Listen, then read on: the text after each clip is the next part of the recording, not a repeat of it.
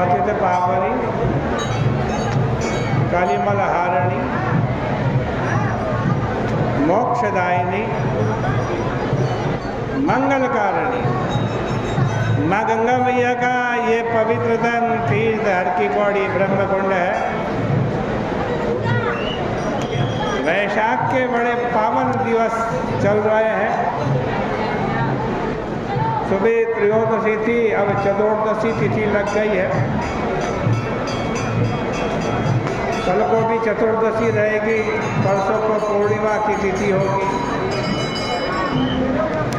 एक एक दिन बड़ा पावन है। पूरे महीने यहाँ वैशाख महात्मा की चर्चा हुई। शंख मुनि एक व्याध को कथा सुना रहे थे। कल सुबह आपने सुना। जिस वृक्ष के नीचे बैठे थे वो बरगद का वृक्ष था, वो फटा, उसमें से एक सर्प निकला।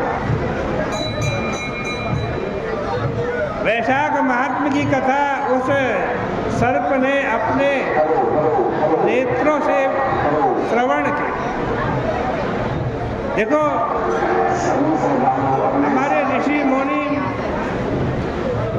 इतने वैज्ञानिक, उनको उस समय पता था कि सर्प के कान नहीं होते, वो नेत्रों से सुनता। सर्प का एक नाम चक्षुश्रवा है, नेत्रों से सुनने वाला। उसने अपने नेत्रों से जैसे ही वैशाख महात्मा की कथा सुनी, उसने अपनी सर्प योनि त्याग दी, दिव्य पुरुष के रूप में प्रकट हो गए। श्रुतदेव उवाच, श्रुतदेव जी कह रहे हैं कि ततस्तो विस्मयो भूत्वा शंखो व्याध समन्विता ओ भवानिति तं प्राह तसैषा च कुतस्तव। सुखदेव जी कह रहे हैं, शंख मुनि बड़े आश्चर्यचकित हो गए और उससे पूछने लगे, भाई तो कौन है? तेरी ये दशा कैसे हो गई? सर्प योनि में कब से पड़ा हुआ है, बता। येन वा कर्मणा चासित् दुर्योनिरशुभावः अकस्मात्ते कथं वक्ते वेददा चक्ष विस्तरा। किस कर्म से तेरे को ये दुर्योनि प्राप्त हुई है जो बड़ी अशुभ है,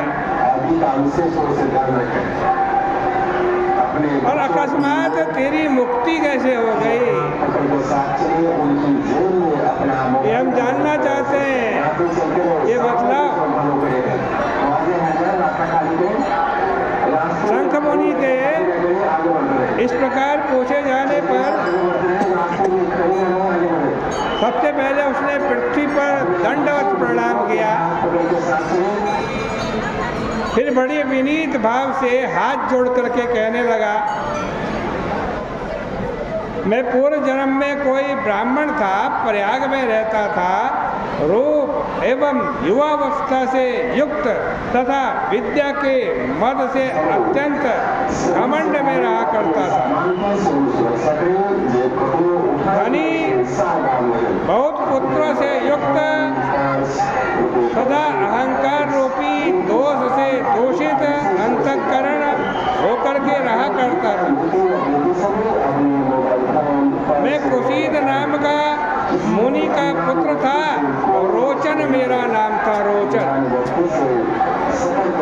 आसन, शयन, निद्रा, मैथुन, जुआ खेलना, सांसारिक बातें तथा सूद लेना, यही मेरा कर्म था, यही मेरा व्यापार था। लोक निंदा के भय से कभी कभी आज सूत के बराबर कार्य कर देता था, किंतु उसमें भी मेरी श्रद्धा नहीं रहती थी। मुझे दुर्बुद्धि का बहुत सारा समय इस प्रकार दुष्टता से बीत गया। और इसी बीच वैशाख मास में एक जयंत नाम के ब्राह्मण हमारे गांव में आए और पूरे गांव वालों को वैशाख महीने की कथा उन्होंने सुनाई। स्त्री, पुरुष, क्षत्रिय, वैश्य एवं शूद्र हजारों की संख्या में प्रातः स्नान करके अविनाशी मधुसूदन भगवान की पूजा करके